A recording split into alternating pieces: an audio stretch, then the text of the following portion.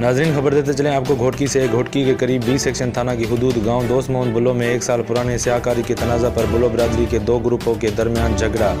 मज़ीद तफसीलात आपको देते चलें। झगड़े में दोनों जानिब से एक दूसरे पर फायरिंग के नतीजे में 3 अफराद कत्ल, 1 ज़ख्मी। कत्ल होने वालों में आबिद खमीसा और गुलजार बुलो शामिल, जबकि मुजाहिद बुलो सख्त ज़ख्मी हो गया। वाक़े के बाद इतला पर थाना 20 सेक्शन पुलिस मौके वारदात की जगह पहुँचकर ज़ख्मी को उठाकर इलाज के लिए तालका अस्पताल घोटकी मुंतकिल किया, जहाँ ज़ख्मी को तिब्बी इमदाद के बाद सक्खर के अस्पताल मुंतकिल कर दिया गया। बाद में पुलिस कत्ल होने वाले 3 अफराद की लाशें तालका अस्पताल में ले आई, जहाँ पर पोस्टमार्टम के बाद वर्षा के हवाले कर दी गई। लाशें घर पहुँचने पर कोहराम बर्पा हो गया। आखिरी इतला तक वाक़े का केस दाखिल नहीं हो सका और न ही कोई मुलजमान की गिरफ्तारी अमल में आ सकी। ताहम दोनों ग्रुप मोर्चा बंद हो गए, जबकि वक्फा से दोनों जानिब से फायरिंग का सिलसिला जारी। इलाके में खौफ की फिजा छा गई।